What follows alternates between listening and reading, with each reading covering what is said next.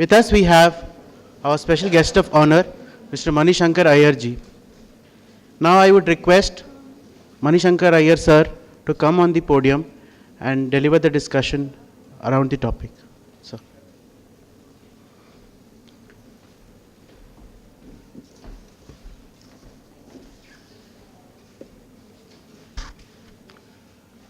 My fellow panelists on the podium and young friends,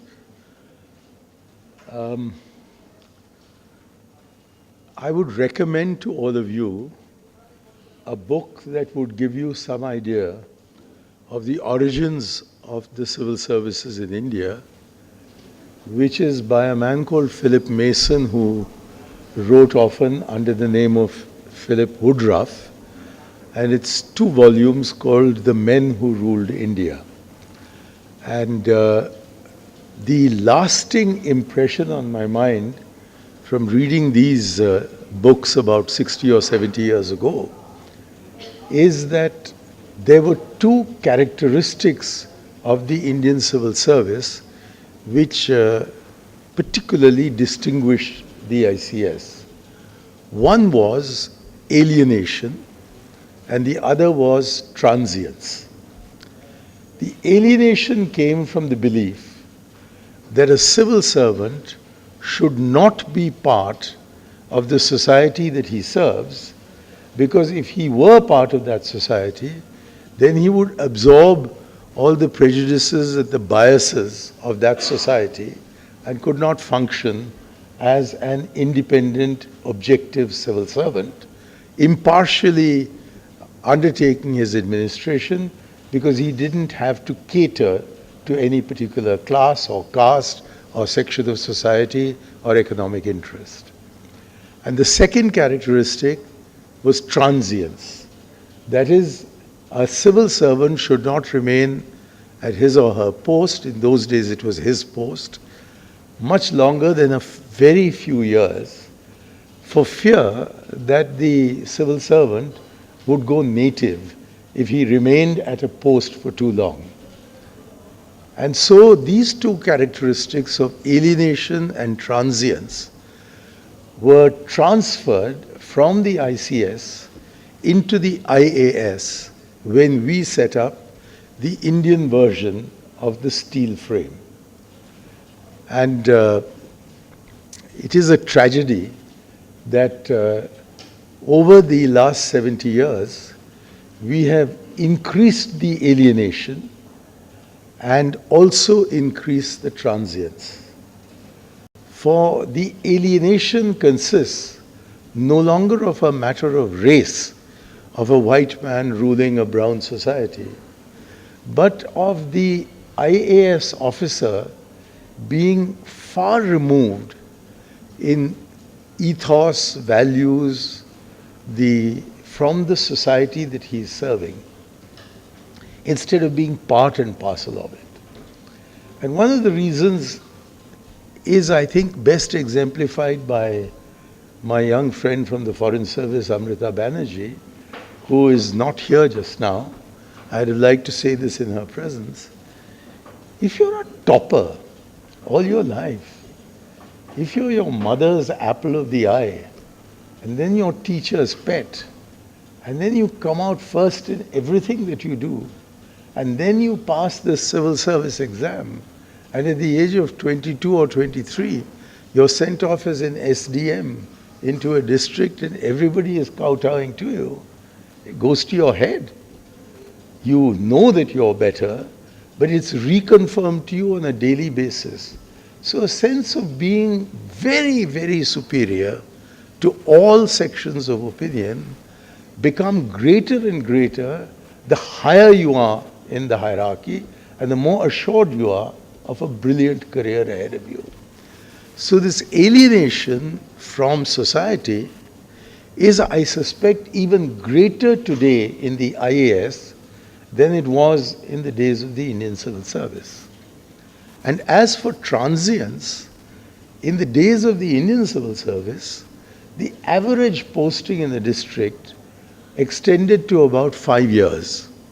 Now, you're lucky if you're in a post for 5 months. So there is this quick transfer and there is this alienation from society, with the result that the higher echelons of the Indian civil service, particularly when they are on district postings, have,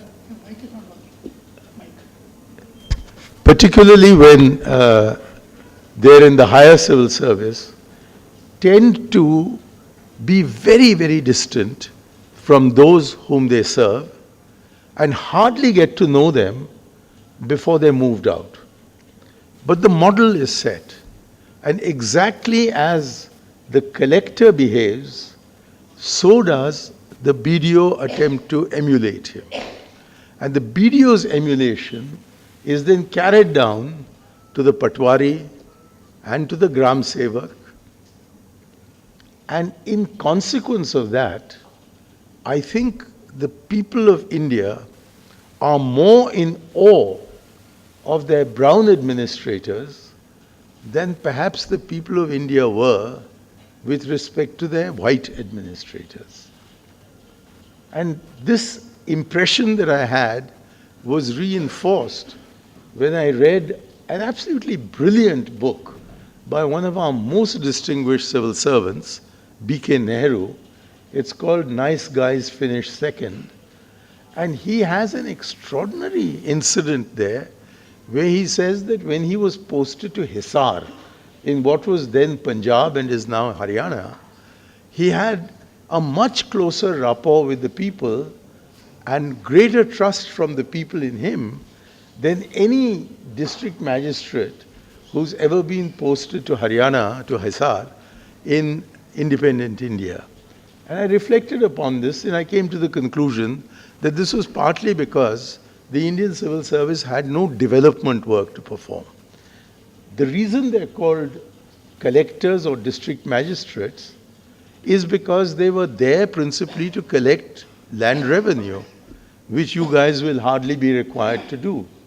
And they were required to be the lowest level of the dispensation of justice, which is why in some states they're called district magistrates.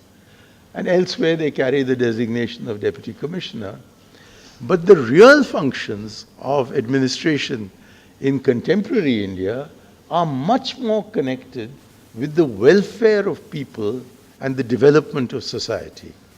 And yet, the system that we have inherited and then in some ways made a parody of is one that is not equipped, not really equipped at the systemic level. I'm not talking of individuals like Mr. Subramaniam or Kiran Bedi. I'm talking of our system is not geared towards increasing and deepening the connect between the people who are served and those who are supposed to be doing the serving.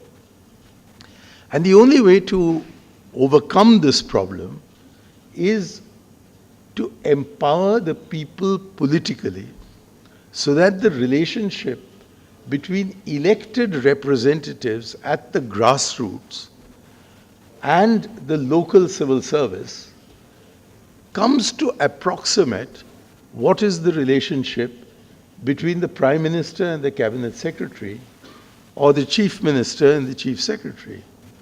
In the case of the PM Cabinet Secretary, Mr. Subramanian always knew that he was to carry out the orders apart from giving advice. But the boss of the show was the PM.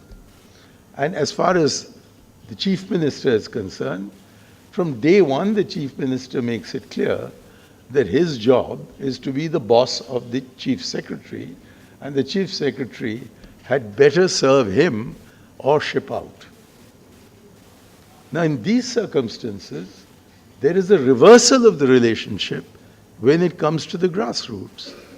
There, who is the master is the civil service, and who is the beneficiary being loaded by patronage is the people of India, despite their having their own elected representatives.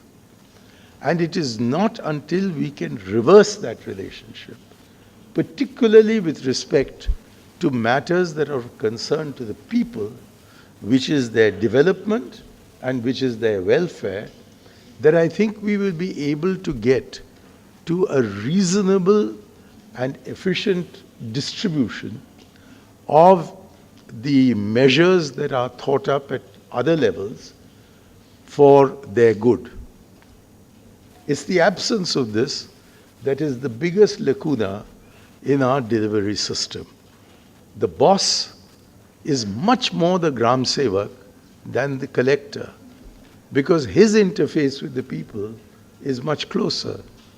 And at that level, people who belong to the junior civil service, I'm talking of BDOs and below, are clearly socially and educationally superior to those whom they are supposed to serve. And that's because the others didn't get into the junior civil service. So there is an innate sense of superiority which the civil service has vis-a-vis the people it should serve, with the result that perhaps Nehru's definition of the Indian civil service as being neither Indian nor civil or even a service didn't end in 1947, it has continued down to today. And having spotted this major dysfunctionality in the relationship of the administrators to those whom the administrators are supposed to administer, Prime Minister Rajiv Gandhi followed through initiatives that had started in Jawaharlal Nehru's time to amend the constitution to give constitutional sanction and constitutional sanctity and constitutional safeguards to elected local government. At one level, the endeavor has been astonishingly successful. The reason I say astonishingly is that the figures I'm just about to give you, I have given on several other occasions, here in the Constitution Club and elsewhere, and it has always saddened me that my remark makes a huge impression on people. Because they should know this, but they don't. That whereas we have a total of about 500 MPs and about 4,500 MLAs, and thus some 5,000 elected representatives for a population that is exceeding 1.25 billion, now that we have constitutionally sanctioned Panchayati Raj and local government in urban areas, the total number of elected local government units is of the order of 2.5 lakh, 250,000. And to these 2.5 lakh units of local self-government, we have elected, hold your breath, 3.2 million elected representatives. That is almost the population of Norway or New Zealand. And out of these 32 lakh elected representatives, nearly 15 lakh are women. There are more elected women in India alone than in the rest of the world put together. We have at present, my figures are a little old, so they may be slightly wrong. We have at present about 86,000 women who are holding office in these local bodies. And in many states now, the Tamil Nadu example of giving them more than one term of reservation has resulted in a huge increase in self-confidence among women who have just come out of the courtyard or the kitchen, the angan or the rasoi ghar, to become publicly available to anybody. And because for every woman elected, there are about 4 women who lose, actually there is the empowerment that comes out of 5 women who've never been out of their houses before unaccompanied, wandering around the village, knocking on doors, anonymous doors, and some guy tying a tehmat around his waist comes out and says, "Haan, kya hai?" And she says, "Vote mujhko dijiye, Radha ko mat dijiye." Can you imagine the empowerment that comes out of that? So when we did a survey when I was Minister of Panchayati Raj, which alas is quite a long time ago, it's 10 years old, but the survey showed that even then, the most important, unexpected, unanticipated outcome of the empowerment of women in public space was their empowerment in the private space. They were able to stand up to their husbands or their fathers and tell them that I too have a voice and it is necessary that you listen to my voice when it came to various issues of the family. So this has happened. I haven't mentioned the empowerment of the scheduled castes, where it's even more impressive. It goes to about more than 1.5 lakh representatives who are holding office as scheduled caste people. In villages where in 1946, Dr. Ambedkar in his petition to the Cabinet Mission actually recommended a form of Bantustans, saying that scheduled caste populations should be evacuated and resettled in exclusively Dalit habitations because the other castes will never accept them. And today, in about 1 lakh panchayats or about 1.25 lakh panchayats in India, there are scheduled caste presidents and scheduled caste vice presidents, as well as at the taluka and the district levels. So there is this massive social revolution going on. But why is it that you have not heard of this before? You've not heard of this before because while they've been elected, it's only in a very few states that they have been given real power. The politicians are to some extent responsible for this. And ultimately, the objection really lies with the politician to sustain. But the biggest obstacle in effectively empowering the elected representatives is our civil service, and particularly its higher echelons. They are the ones who want to know why they should be surrendering their powers to these unwashed, illiterate, barely articulate people. And so there is such fierce resistance from the civil service to effective devolution that it is only when the political will is strong enough that it overcomes the civil service objection. And perhaps Kerala, as is very well known, is the best example of the more effective empowerment of the elected representatives at the grassroots. There are other states, in fact, over the last 25 years, that despite being a foreign service officer, I have been deeply involved with this matter, is that in almost every state of India, except I think Subramanian's home state of Uttar Pradesh, there has been real progress, although of an incremental kind, and various different states are now beginning to actually effectively compete. No, you became cabinet secretary at the same time as we succeeded in bringing these statutory requirements. So you cannot be blamed, but your successors certainly can and should be. Because they have left the largest, or at least the most populous state of India, far behind in the effective empowerment of grassroots representatives. And so the worst ills of Sarpanch Raj, as distinct from Panchayat Raj, are to be found in the state where you served with distinction and where in the country that you served with distinction, there has been progress in most other places. So in these circumstances, my plea to you is the following. And with that, I'll try and conclude my remarks. Nobody knows what hunger means more than the hungry. And nobody knows the value of literacy than the illiterate. And no one knows the need for a house than those who do not have a roof over their heads. It is they who are much better equipped than Amrita is to understand what their problems are. How can we? We can't. I have a background in Doon School, St. Stephen's in Cambridge. What on earth do I know about hunger or want? But these people do. And I don't live in the village. And thank my stars that I don't have to. But they have to live there. They have to live in the basti.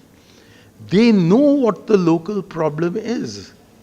They know what their priorities are.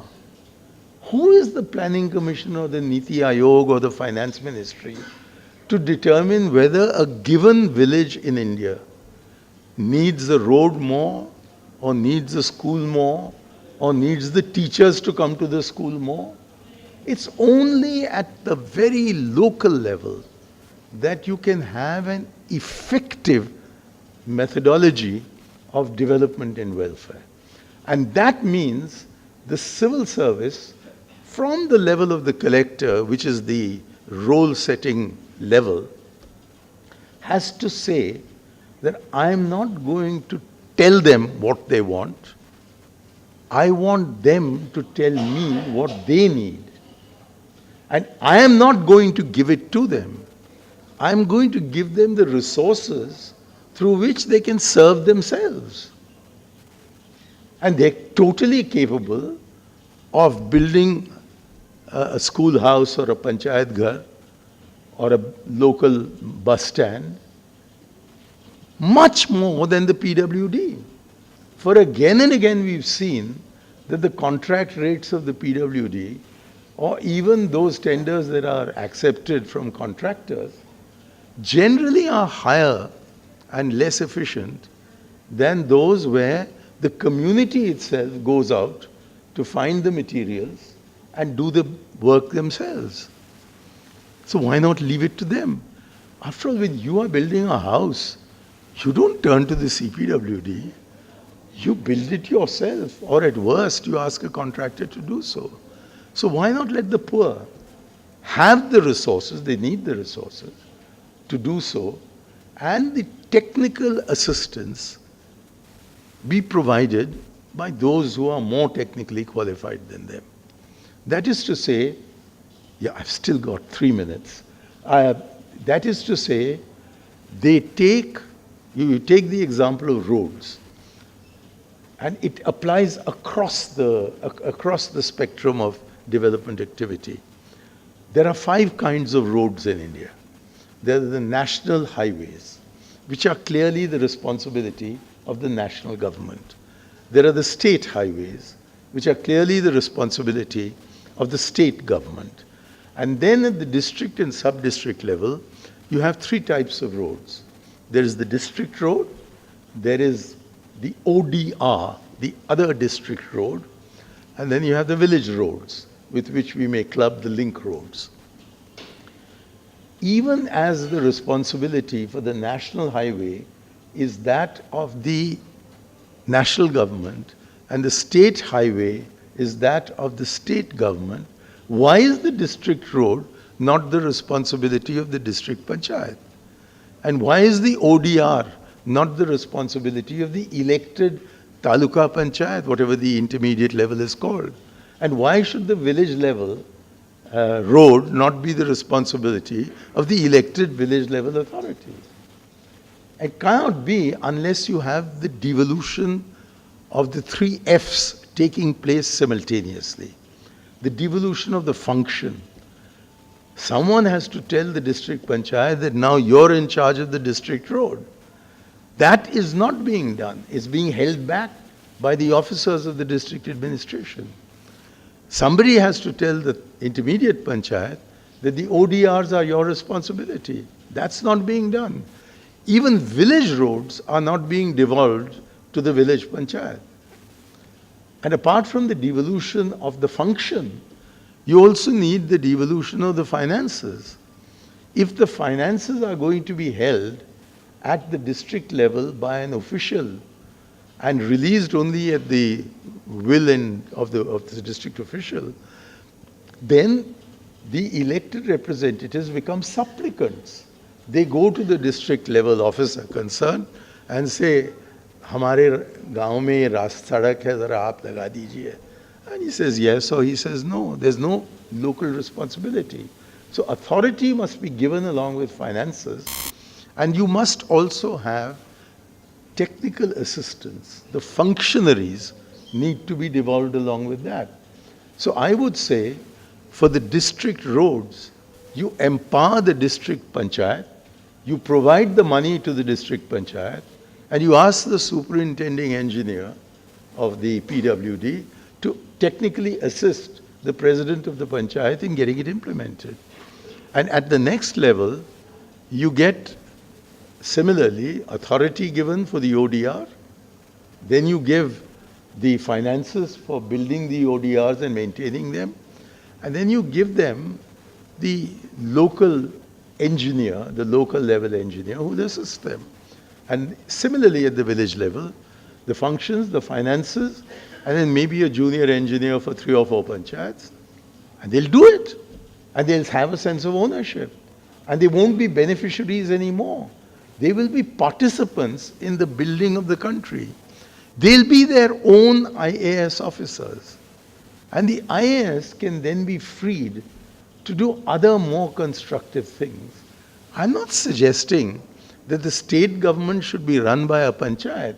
That's obviously going to be run by the state government, and the activities to be undertaken at the state level are precisely the ones for which the IAS is best qualified. And at the center, that's even more important. You can't run the center from the panchayats. You can't decide whether to go to war with Pakistan from a panchayat level on this question of Panchayat Raj. So I said, it's now or never. I'd just done 26 years in the service. And I knew that if I asked this question of anybody in my family, I was going to be told, are you mad? So I asked Rajiv Gandhi, can I leave the service and join you? And he said, are you mad? You've got a great career ahead of you. And why do you want to leave it? So I said, you might remember that you started your political career by canvassing for me at the Cambridge Union. He recalled that. And I said, so I want to end my life canvassing for you. And I therefore felt that it's now or never. I jumped. And the saddest thing that happened to me was that on the night before he was due in my constituency, he was killed. And I also have to confess that I don't know whether I'd have won if he hadn't been killed. For in the sympathy wave that followed, I was elected to parliament with a majority of 1.5 lakh votes. And in the next election, I was defeated by exactly the same margin of 1.5 lakh votes. And at that point, there were friends who said to me that, we can fiddle things, you can take back the resignation, and we can bring you back into the service. I don't know if that was possible or not. And I said, nothing doing, I made my decision. Lose or win, I'll stick to it. And so in the end, I managed to get elected 3 times and had 15 years in the Lok Sabha. And then Sonia Gandhi put me into the Rajya Sabha, so I had another 6 years there. So I did 26 years in the Foreign Service and 26 years out of the Foreign Service before I ended my term in Parliament. And now I'm unemployed. So if anyone wants tutorials on how to pass the IAS exam, I'm available. But I must warn you that my own secret in passing this exam was to not study for it at all and just rely on good luck. And good luck smiled on me. I managed to get in standing 7th in the country. And then the Intelligence Bureau got after me and threw me out of the service on the grounds that I was a Chinese spy.